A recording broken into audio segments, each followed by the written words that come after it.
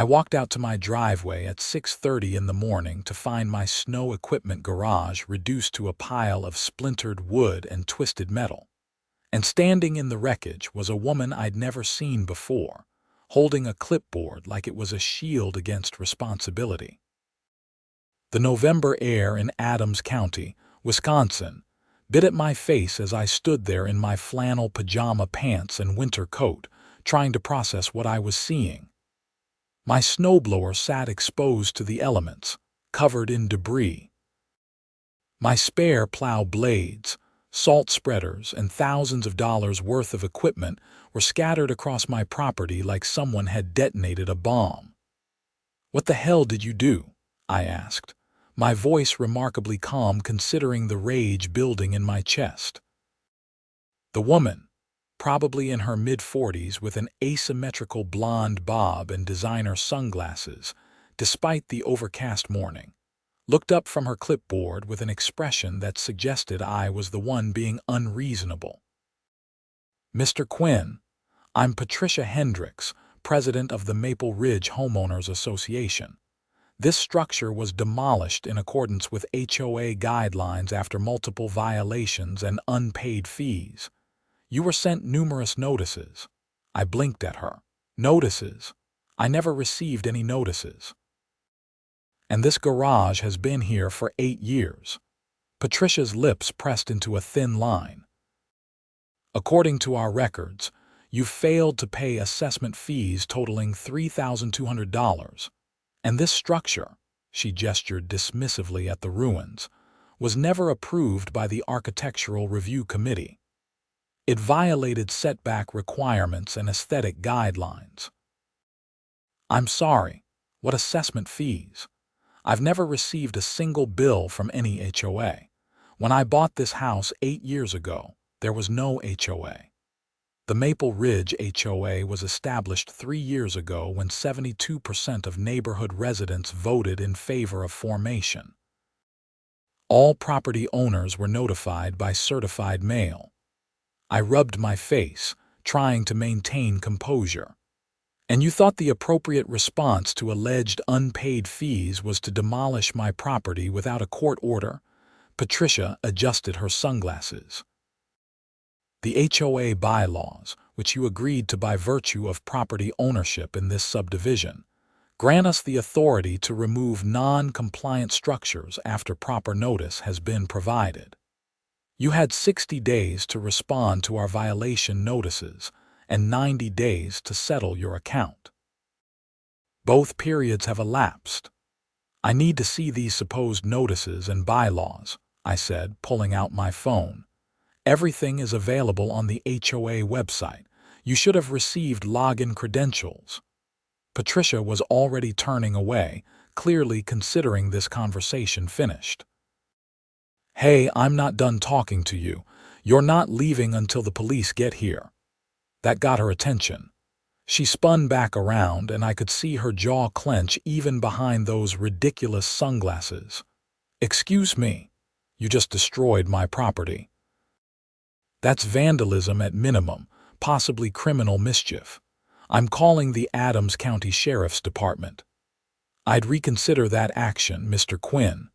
As I explained, this was a legal removal of a non-compliant structure. If you involve law enforcement, you'll simply be wasting their time and potentially opening yourself up to additional fines for harassment of HOA board members." I was already dialing. "We'll let the deputies decide that." Patricia's expression shifted from condescension to something harder. "You're making a mistake." "Yeah, well, I make the county budget, so I think I can afford a few mistakes." That stopped her cold. "I'm sorry, what?" "Derek Quinn, County Commissioner for District 3. I sit on the board that oversees county operations, including building permits and code enforcement. So I'm very interested to hear what permits you pulled for this demolition." The color drained from Patricia's face, but she recovered quickly, that artificial confidence snapping back into place. "The HOA operates independently of county building regulations when enforcing internal covenants. We hired a licensed contractor who handled everything appropriately. A licensed contractor who demolished an occupied structure at 6 in the morning. Try again. Before she could respond, a diesel truck rumbled up the street, and I recognized my neighbor Tom's vehicle. He pulled into my driveway, his eyes widening as he took in the destruction. "Derek, what happened? I heard the equipment at dawn but thought you were doing construction or something." "The HOA happened," I said. "Tom, you're on the board, right? You know anything about this?" Tom climbed out of his truck, a stocky man in his 60s who'd lived in this neighborhood since before I was born. He looked genuinely confused as he walked over to Patricia. "Pat, what's going on?" "We never discussed demolishing anyone's property. The board voted on enforcement actions at last month's meeting," Patricia said, but her voice had lost some of its edge. "This was all properly documented." "I was at that meeting," Tom said, his face reddening. "We voted to send Derek a letter about the unpaid dues. Nobody said anything about tearing down his garage. The enforcement parameters were outlined in the motion. Perhaps you should review the minutes more carefully." A sheriff's department cruiser pulled up before the argument could escalate further, and Deputy Sarah Martinez stepped out. I'd worked with Sarah on several county safety initiatives, and she assessed the situation with her usual efficiency. "Commissioner Quinn got a report of property destruction." I gestured to the wreckage. "Come take a look." As I walked Sarah through what had happened, Patricia stood with her arms crossed, clipboard clutched to her chest like armor. Tom wandered through the debris, shaking his head and muttering.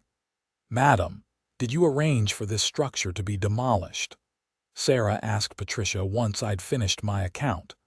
"I'm Patricia Hendricks, president of the Maple Ridge Homeowners Association. This action was taken in accordance with our legal authority to enforce community covenants. The property owner was given ample notice and opportunity to comply. You have documentation showing Mr. Quinn received notice. Certified mail receipts are on file at our management office." Sarah looked at me. "Did you receive certified mail from the HOA?" "Never. Not one letter, certified or otherwise." "I'll need to see those receipts," Sarah said to Patricia.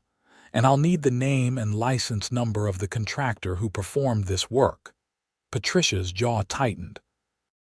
"I'll have my attorney contact your department with the relevant information. I'm not required to provide documentation during a fishing expedition." "This isn't a fishing expedition. This is a criminal investigation into potential property destruction. You can cooperate now, or I can get a warrant and make this much more complicated." "Fine." Patricia pulled out her phone, tapped through it with aggressive jabs, and showed Sarah the screen. "Randy's Demolition Services. The owner's name is Randy Kowalski. We hired him last week after receiving approval from the board." Tom's voice cut through the cold air. "That's a lie, Pat. I'm looking at the October meeting minutes right now on my phone." The exact wording was board approved sending formal violation notice to 847 Oak Street regarding unpaid dues and unapproved structure. Nothing about demolition. Patricia's face flushed. "The board granted me discretionary authority to handle enforcement." "Like hell we did," Tom snapped. "I've been on this board since day one, and we've never authorized physical alterations to anyone's property." Sarah pulled out her own phone. "I'm going to need you to come down to the station and give a formal statement, Miss Hendricks, and I'm calling this Randy Kowalski for his statement as well." "I don't have time for this," Patricia said. "I have a job, responsibilities. This is harassment." "You just demolished someone's property," I said, my patience finally snapping. "You're lucky I'm not pressing for immediate arrest." Sarah held up a hand. "Let's keep this professional, Commissioner." She turned back to Patricia. "Madam, you can either come to the station voluntarily or I can detain you now. Your choice.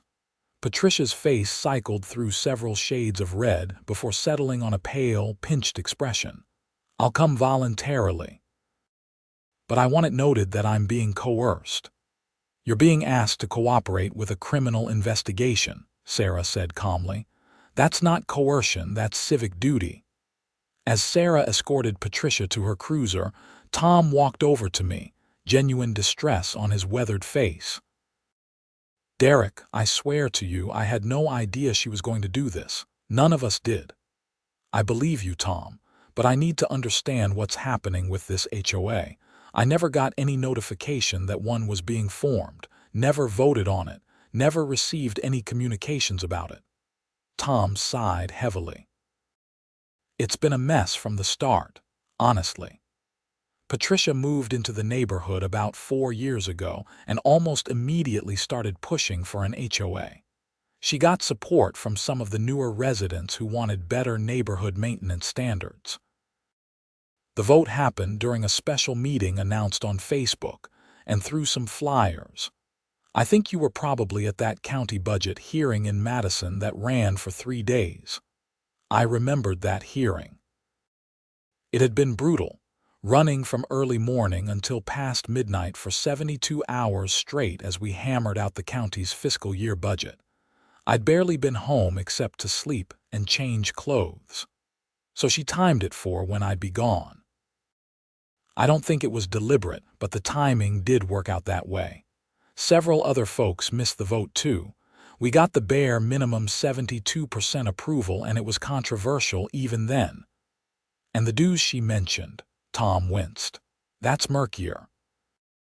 The initial HOA agreement set annual dues at $400 per household. You'd have owed $1,200 for the 3 years the HOA's been active. But Patricia claimed you also owed special assessment fees for neighborhood improvements. What improvements? New entrance signage, landscaping at the subdivision entrance, repainting the community mailbox stations. Patricia pushed through a special assessment of $2,000 per household last spring. Even those of us on the board thought it was excessive, but she convinced enough people that it passed by a narrow margin. I looked at the ruins of my garage, calculating. So she claims I owe $3,200 for an HOA I never agreed to join, for improvements I never approved, and her solution was to destroy my property. When you put it that way, it sounds insane, Tom admitted. But Patricia's been very good at framing everything in terms of property values and neighborhood standards. She's convinced a lot of people that she's protecting their investments. My phone rang. It was Jennifer Sawyer, the county's chief legal counsel. Derek, I just got a very interesting call from Sheriff Morrison.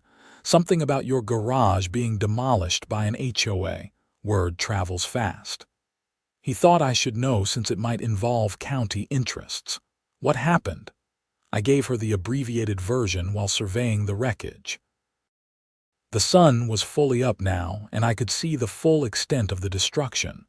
The garage had been a solid structure, 12 by 20 feet, properly constructed with a concrete foundation and everything. Now it was just debris. That's absolutely nuts, Jennifer said when I finished.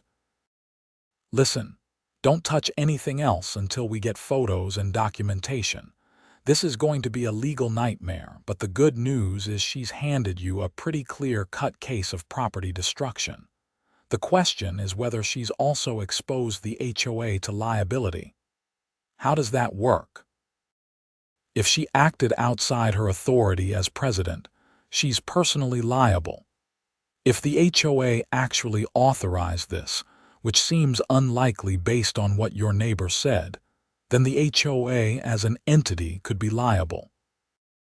Either way, you've got grounds for a lawsuit and potentially criminal charges depending on how the investigation shakes out.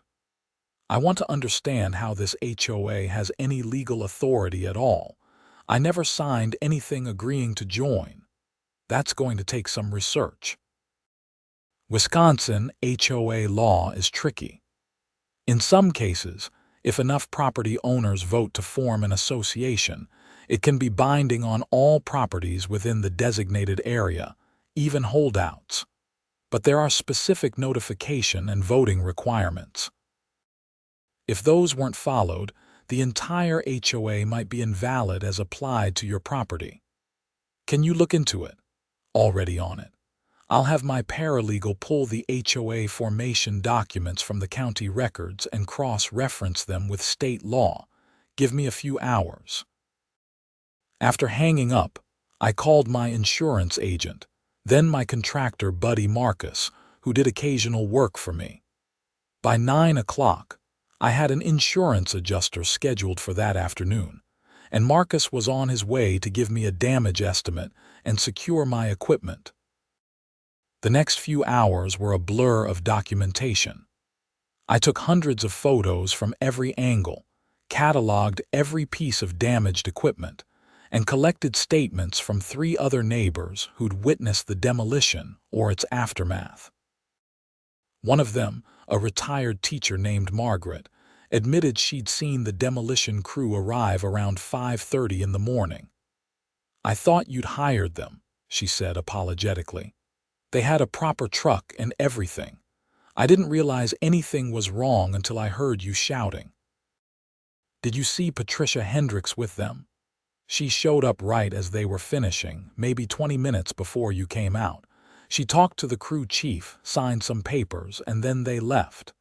That was interesting. Patricia had arrived after the demolition, not before. That suggested she might have been deliberately avoiding being present during the actual destruction. Marcus arrived around 10, his work truck loaded with tarps and strapping.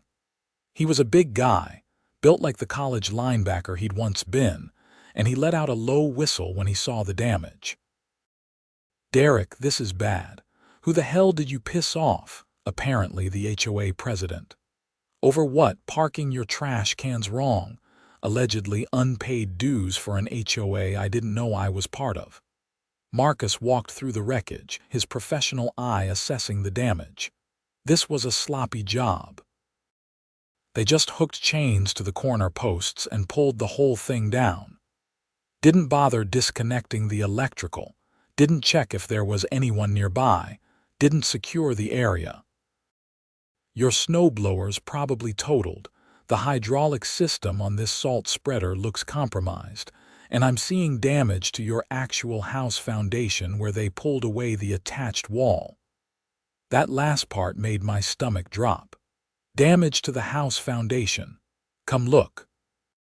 He led me to where the garage had attached to my house's side wall. The demolition had torn away siding and pulled one of the foundation bolts partially out of the concrete. "This is going to require actual foundation repair. You're looking at thousands just for this, separate from rebuilding the garage and replacing equipment." I took more photos while Marcus wrote up an estimate. By the time he finished, we were looking at approximately $38,000 in total damages, not counting the value of tools and supplies that had been inside the garage. "I can have this secured by end of day," Marcus said. "Get tarps over your equipment, stabilize that foundation wall, clean up the debris that's creating hazards. Full repair and rebuild is going to take time, especially with winter coming.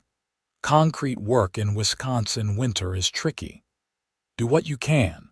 Bill the HOA directly." Marcus raised his eyebrows. "You sure about that? HOAs can be hard to collect from. Trust me, this one's going to pay." By noon, I was sitting in Sheriff Morrison's office downtown, giving my formal statement to him and Deputy Martinez. Sheriff Morrison was a careful, methodical man who'd been in office for 12 years, and he listened to my account without interruption. "We've got Randy Kowalski in interview room 2, he said when I finished. "He's pretty shaken up. Claims Patricia Hendricks hired him for what he thought was a legitimate job, showed him HOA authorization documents and everything.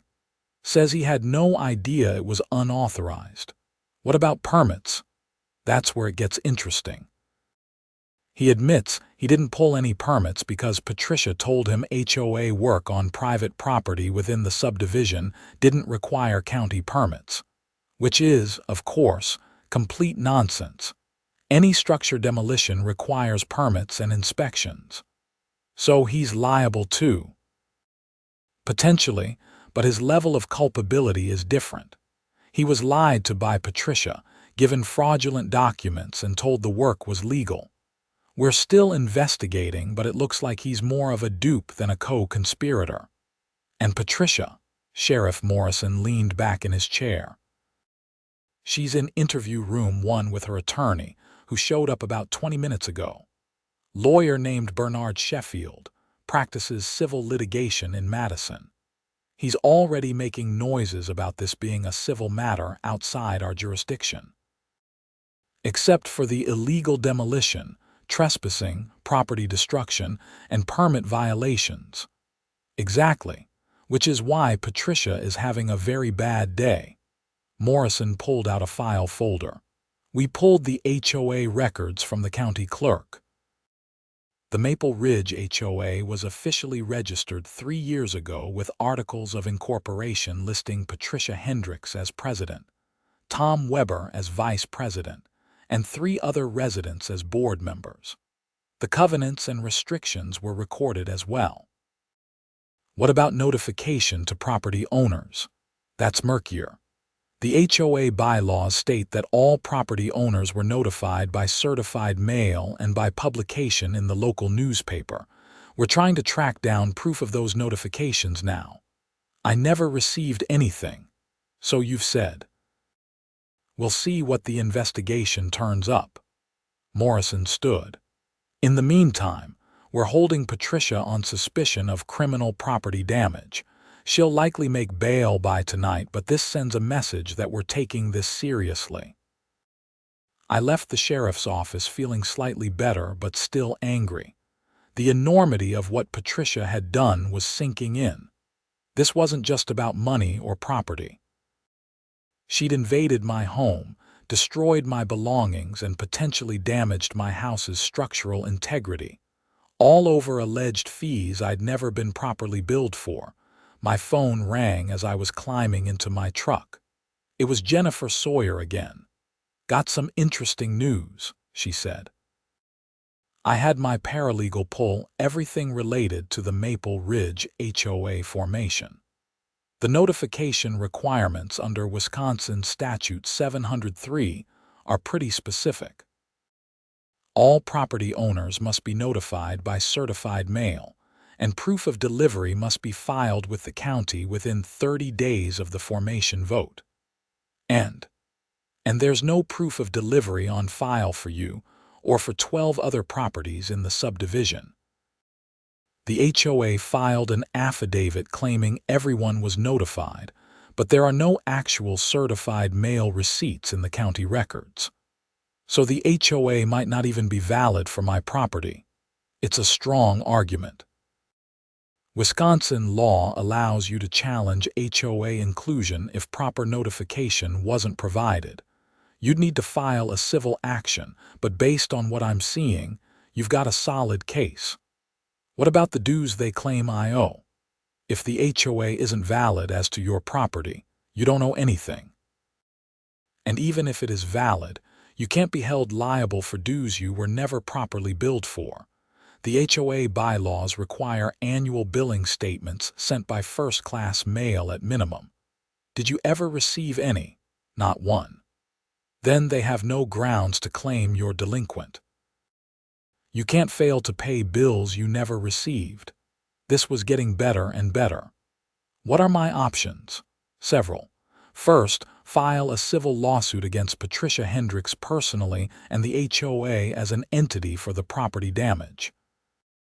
Second, file a declaratory judgment action challenging the HOA's validity as applied to your property. Third, file complaints with the county about the unpermitted demolition and pursue all available penalties. Fourth, consider a restraining order against Patricia to prevent any future unauthorized actions against your property. Let's do all of it. I was hoping you'd say that. I'll start drafting the complaints this afternoon. One thing though, Derek. You need to be careful about conflicts of interest here. You're a county commissioner, and some of this is going to involve county processes. You should probably recuse yourself from any official county actions related to this matter. She was right. I'll make that clear. But I'm not backing down from this. Good. Patricia Hendricks picked the wrong person to mess with. I spent the afternoon dealing with my insurance company, which was remarkably efficient once they understood the situation. The adjuster who came out took his own set of photos and agreed with Marcus's damage assessment. By 4 o'clock, I had confirmation that my claim was approved pending the criminal investigation's outcome, but they'd begin processing immediately given the clear evidence of intentional destruction. Marcus and his crew worked until dark securing the site. They hauled away the most dangerous debris, covered my equipment with heavy-duty tarps, and temporarily reinforced the damaged foundation connection. It wasn't pretty, but it would protect my property until permanent repairs could be made. As Marcus was packing up, Tom Weber came over again, this time with 2 other neighbors I recognized as HOA board members. One was Claire Dennison, a hospice nurse who'd always been friendly. The other was Robert Chen, an engineer who worked for a telecommunications company. "Derek, we need to talk," Tom said, and he looked grim. We went inside and I made coffee while they settled around my kitchen table. The atmosphere was tense. "We had an emergency board meeting this afternoon," Claire said. "Without Patricia, obviously. We wanted to understand what she'd done and why. And it's worse than we thought," Robert said. He pulled out a laptop and turned it to face me. "Patricia has been running the HOA like her personal fiefdom. Look at this." The screen showed a spreadsheet of HOA finances. I scanned through the columns, and my jaw dropped. She's been paying herself a salary. $1,200 a month, Claire confirmed. She told the board it was a standard property management fee that all HOAs paid their presidents for the work involved. We believed her because most of us have never been part of an HOA before. That's over $40,000 since the HOA formed, I calculated. Gets worse, Tom said. Look at the other expenses. I scrolled through the list. Landscaping services, legal fees, office supplies, website maintenance, community improvement projects. The numbers were staggering. The entrance landscaping she claimed cost $15,000, I said. I drive past that entrance every day. There are maybe $2,000 worth of shrubs and a sign. Exactly, Robert said. We started digging after what happened this morning, and we found evidence that Patricia's been massively inflating costs and possibly pocketing the difference. The community mailbox repainting that was part of the special assessment. She claimed it cost $8,000. I called the painting company today. They charged $1,800 and their check was for the full amount. The rest of the money disappeared. She's been embezzling, I said flatly. It looks that way, Claire agreed. We've only scratched the surface, but we're talking about potentially tens of thousands of dollars over 3 years. Have you contacted the police? We wanted to talk to you first, Tom said. You're the victim of her most egregious action, but it turns out all of us have been victimized by her financial schemes. We wanted to know how you wanted to handle this. I thought about it. You need to report this to the sheriff's department immediately. If Patricia's been embezzling HOA funds, that's a separate crime from what she did to my property. The authorities need to know the full scope of her criminal activity. Will you support us through this? Claire asked. Some of the residents are going to be upset. People have paid thousands in dues thinking it was going to legitimate neighborhood improvements. When they find out Patricia stole their money, there's going to be chaos. "I'll help however I can," I said. "But first, we need to document everything." "Can you get me copies of all HOA financial records?" "Already done," Robert said, pulling a thumb drive from his pocket. "Everything's on here. Bank statements, invoices, receipts, meeting minutes, everything we could access from the HOA management portal." "Good. Turn that over to the sheriff's department tonight. Tomorrow, I'd recommend calling an emergency meeting of all HOA members to disclose what you found. Full transparency is your only option at this point." After they left, I spent an hour reviewing the files on the thumb drive. The more I read, the angrier I got. Patricia Hendricks had systematically defrauded the neighborhood for years. The entrance sign that supposedly cost $12,000. Actual cost, according to the vendor invoice, was $3,800. The website maintenance contract at $500 a month. She'd created fake invoices from a shell company. The pattern was clear and damning. Around 8 o'clock, Jennifer Sawyer called again. "Just heard from Sheriff Morrison. Patricia Hendricks posted bail about an hour ago." "How much?" $5,000. Judge seemed inclined to keep her locked up, but her attorney argued she wasn't a flight risk and had deep community ties. "She's out on conditions including no contact with you and no involvement in HOA activities pending investigation." "That's not going to hold her for long." "No, but it buys time." Morrison also said the district attorney's office is taking this seriously. They're looking at charges of criminal property damage, trespassing, and possibly reckless endangerment since the demolition happened while your house was occupied, and they didn't check if anyone was inside the attached structure. "The HOA board just brought me evidence of embezzlement too." "I'm sending you the files now." I heard typing on her end. "Embezzlement? Are you serious?" "Dead serious. Looks like she's stolen probably $50,000 to $70,000 from HOA funds over 3 years. Jennifer whistled. "That elevates this significantly. Embezzlement over $10,000 is a Class H felony in Wisconsin. She's looking at potential prison time." "Good." Over the next few days, the situation exploded across the community. Tom, Claire, and Robert called an emergency HOA meeting for Saturday morning at the community center. Over 60 residents showed up, nearly every household in the subdivision. I attended too, standing in the back while Tom laid out everything they'd discovered. The reaction was predictable. Shock, anger, demands for action. Several residents stood up to share their own experiences with Patricia. Tales of harassment over minor violations, excessive fines, threats of legal action.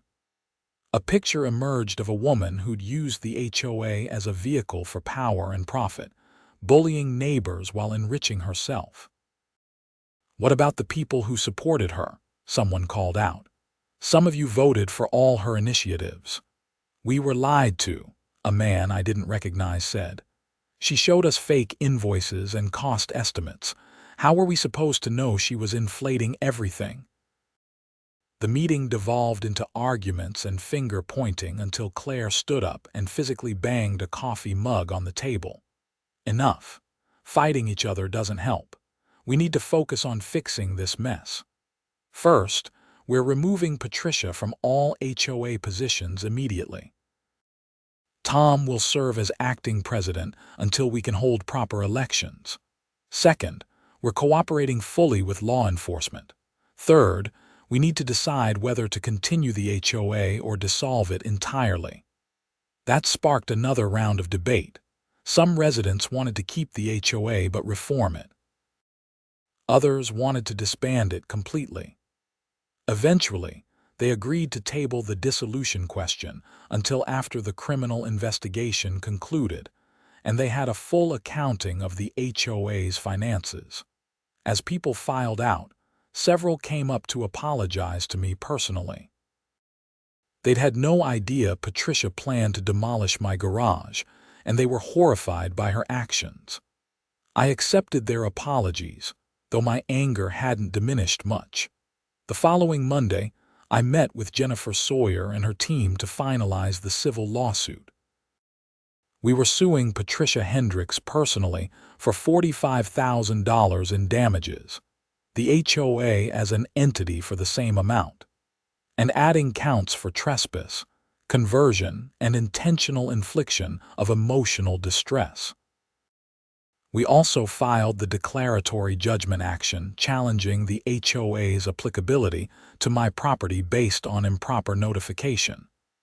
This is going to take months to resolve, Jennifer warned. Civil litigation moves slowly, and Patricia's attorney is already signaling they plan to fight aggressively.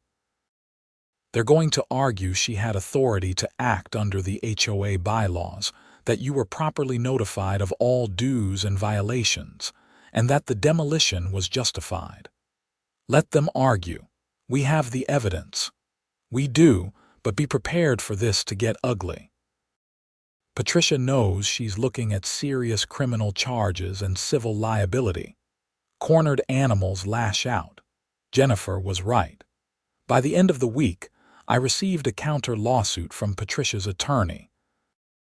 She was suing me for defamation, claiming I'd made false statements to law enforcement that damaged her reputation, and for harassment, claiming my criminal complaint was retaliatory for her legitimate enforcement of HOA rules.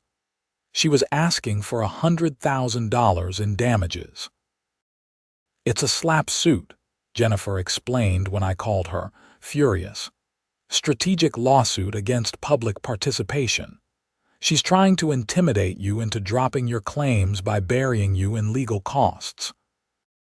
Wisconsin has anti-slap statutes, so we can file a motion to dismiss and potentially recover attorney fees, but it's still going to be a hassle. File whatever you need to file. I'm not backing down. The criminal case moved faster. The district attorney's office assigned a prosecutor named Michael Torres, a sharp young attorney who'd made a name for himself handling white-collar crimes. He reached out to me directly to coordinate evidence. Commissioner Quinn, I've reviewed the case file and the financial records the HOA board provided. Miss Hendricks is in serious trouble.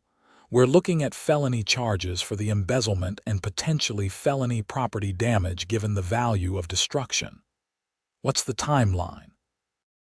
Grand jury is next month. If they indict, which I'm confident they will, we'll move to arraignment and then trial. Miss Hendricks will likely try to negotiate a plea deal once she sees the evidence against her. I want justice, not a slap on the wrist. Understood? I'll do everything I can to ensure appropriate consequences. Thanksgiving came and went in a blur. I spent the holiday alone, eating takeout Chinese food while reviewing depositions and case documents.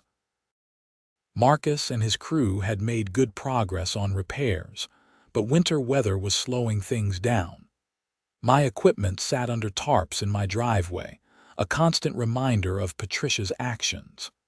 The first week of December brought snow, proper Wisconsin snow that blanketed everything in white. Under other circumstances, I would have been out with my snowblower clearing the driveway. Instead, I hired a plow service and watched from inside as they cleared the snow around my damaged property. On December 8th, the grand jury returned indictments against Patricia Hendricks on multiple charges. 3 counts of felony embezzlement, 1 count of felony criminal property damage, 1 count of misdemeanor trespassing, and 1 count of misdemeanor reckless endangerment. The arraignment was set for December 15th. I attended the arraignment, sitting in the public gallery as Patricia stood before Judge Elizabeth Hartman. Patricia looked smaller than I remembered, worn down by the weeks of investigation and public scorn. Her attorney entered not guilty pleas to all charges, and the judge set bail at $25,000 with strict conditions. Miss Hendricks, you are to have no contact with any HOA members, no involvement in any HOA activities, and you are prohibited from entering the Maple Ridge subdivision except to access your own residence. Any violation will result in immediate revocation of bail. Do you understand? Yes, Your Honor, Patricia said, her voice barely audible. Trial is set for March 10th. Both parties will have discovery obligations. I expect full compliance from both sides. As we filed out of the courtroom, Patricia's attorney, Bernard Sheffield, approached me in the hallway. Commissioner Quinn, could we talk? About. My client is interested in exploring resolution options. This has been devastating for her, and she recognizes she made serious errors in judgment. Errors in judgment. She destroyed my property and stole from the entire neighborhood. I understand your anger, but litigation is expensive and uncertain for everyone. If we could reach an agreement on restitution, perhaps both the civil and criminal matters could be resolved more efficiently. I considered him. Bernard Sheffield was in his 50s, with silver hair and an expensive suit. He had the smooth manner of a lawyer who specialized in making problems disappear for wealthy clients.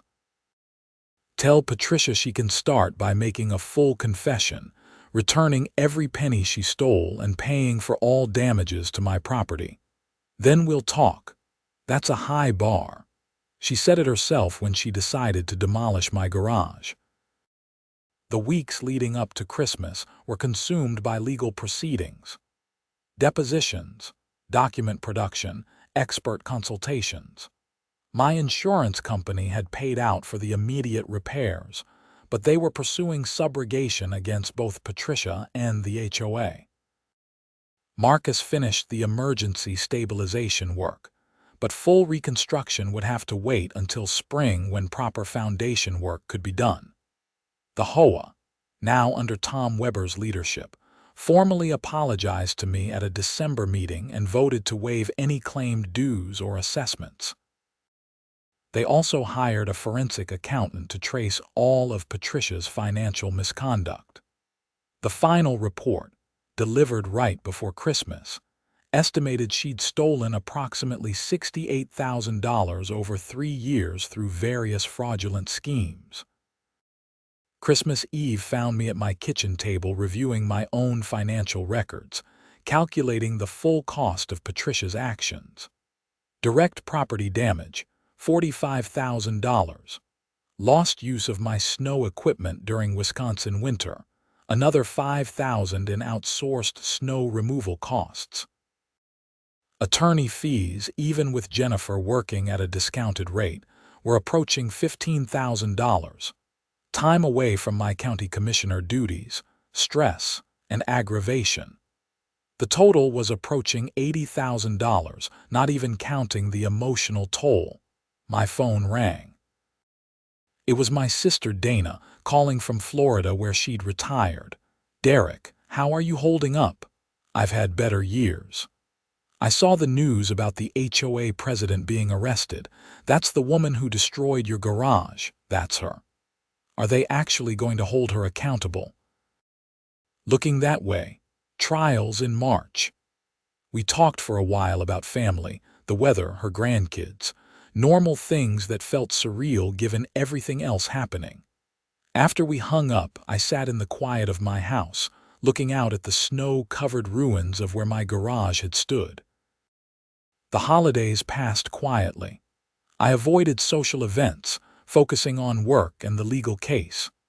January brought brutal cold, the kind of Wisconsin winter that makes you question why anyone lives here. The new year also brought a break in the civil case when Judge Hartman ruled on the anti-SLAPP motion to dismiss Patricia's countersuit. The court finds that Ms. Hendricks' defamation and harassment claims are precisely the type of retaliatory litigation that Wisconsin's anti-SLAPP statute is designed to prevent, the judge wrote in her decision.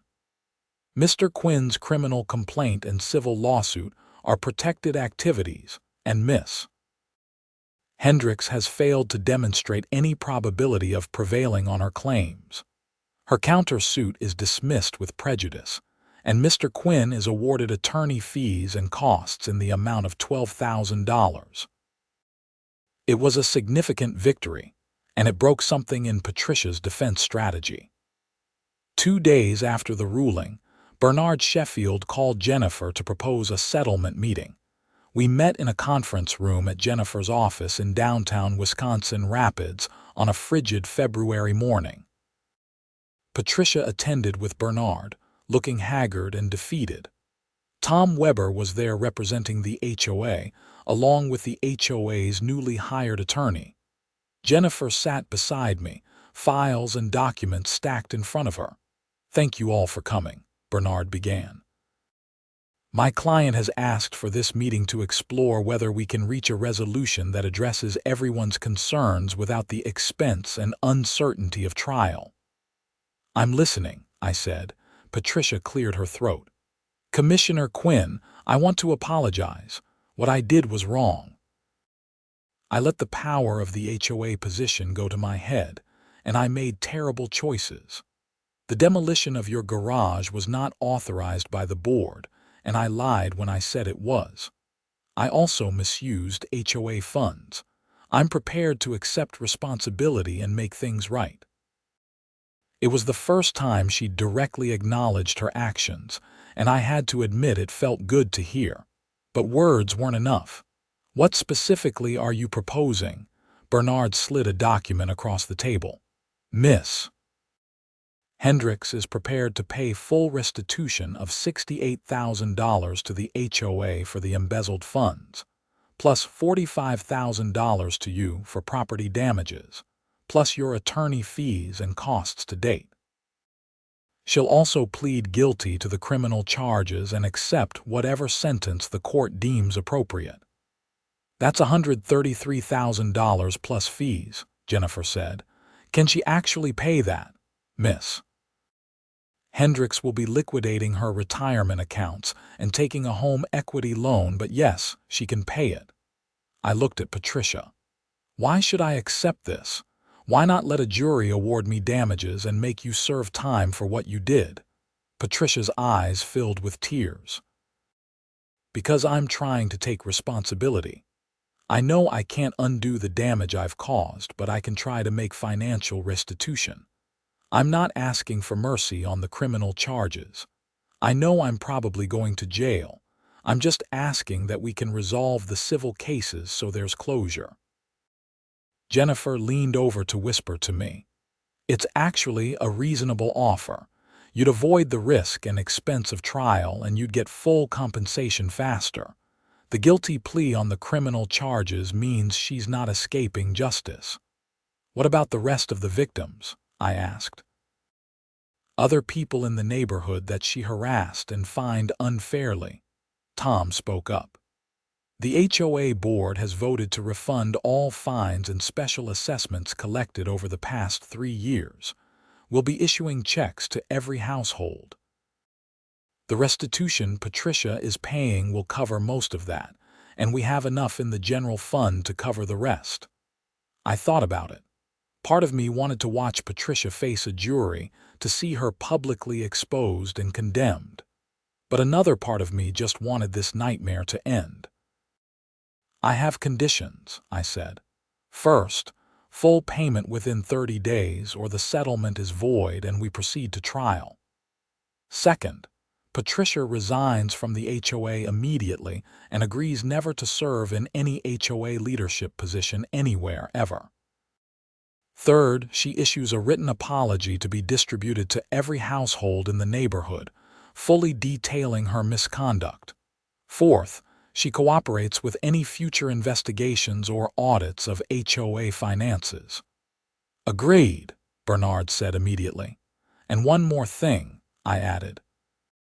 "I want her to personally apologize to my face right now and mean it, not a lawyer-written statement, her own words."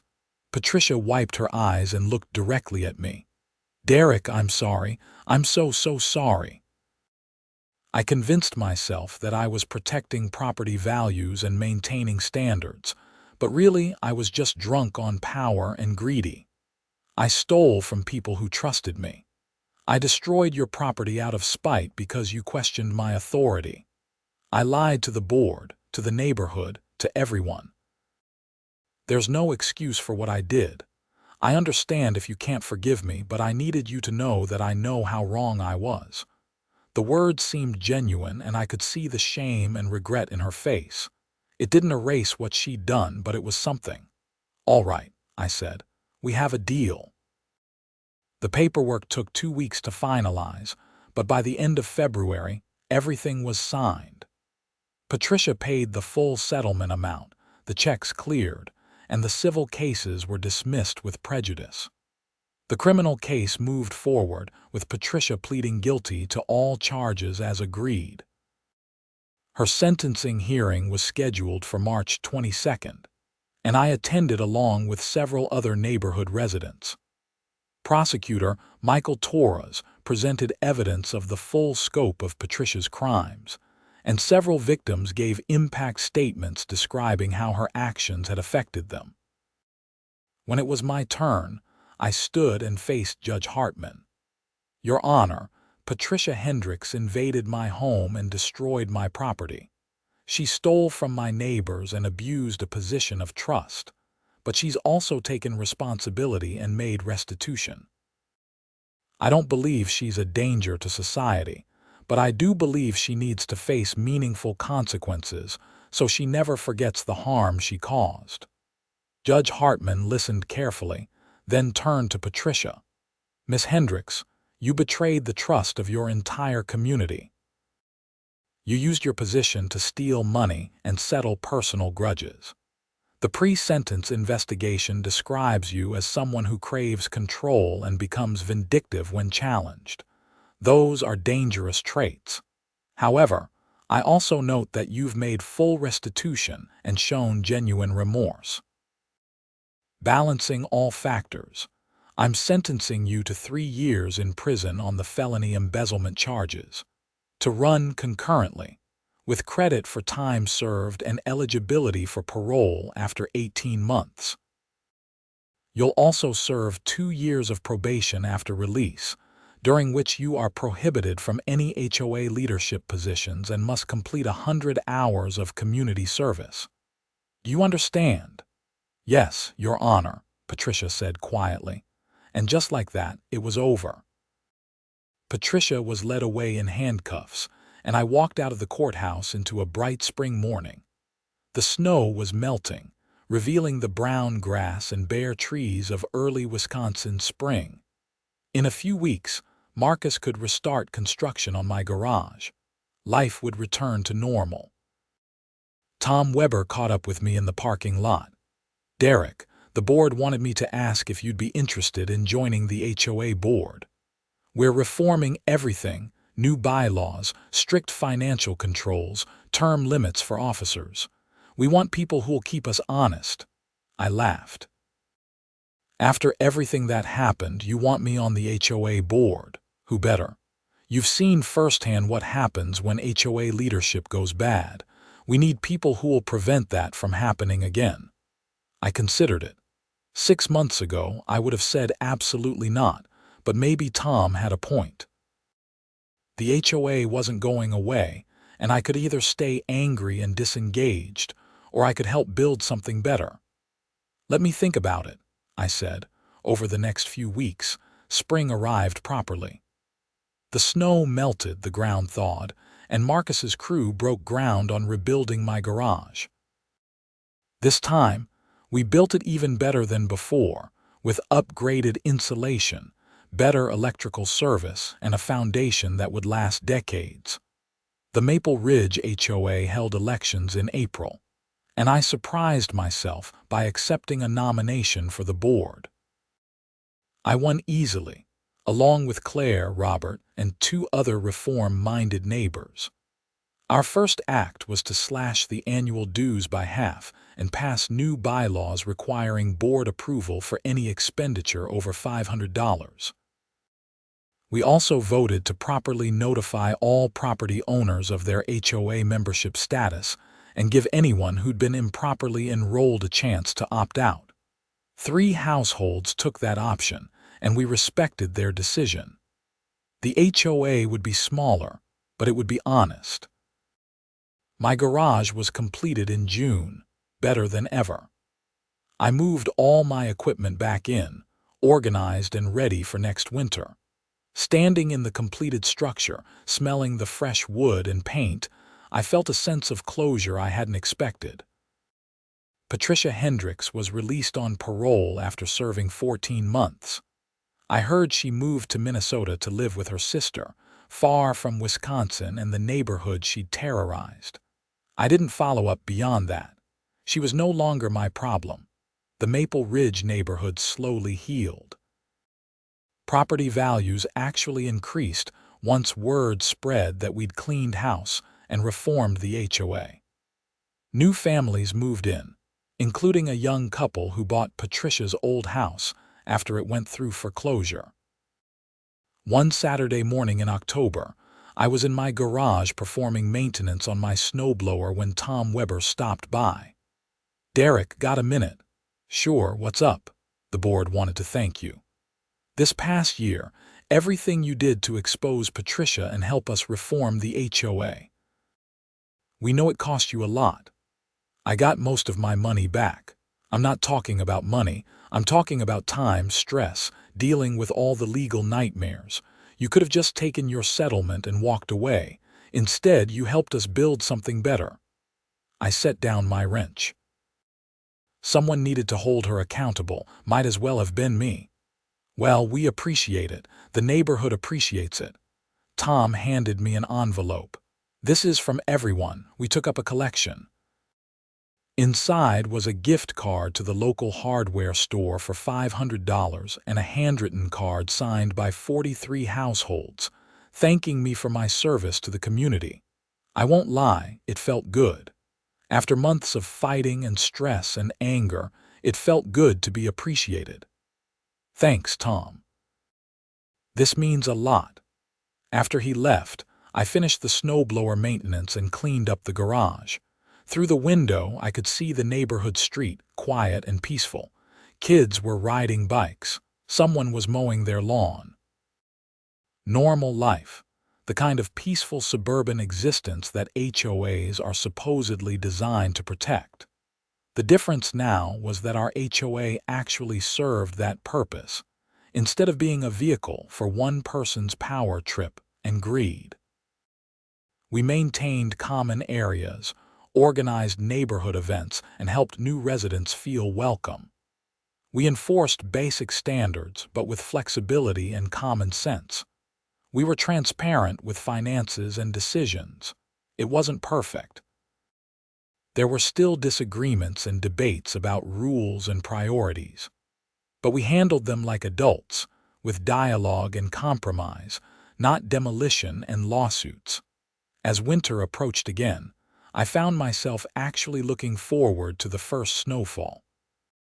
My garage was ready, my equipment was maintained, and I had the peace of mind that comes from having fought for justice, and won.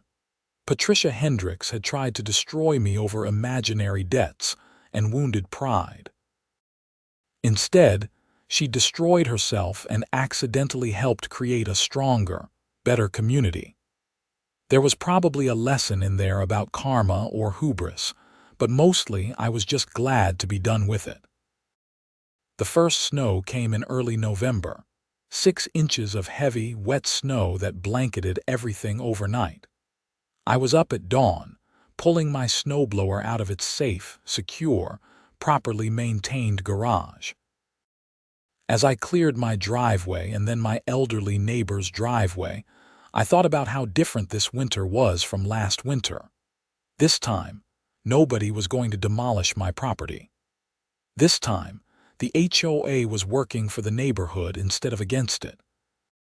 This time, I knew exactly what my rights were and how to defend them, and if another Patricia Hendricks ever showed up thinking she could bully her way around, well, she'd learned the same hard lesson.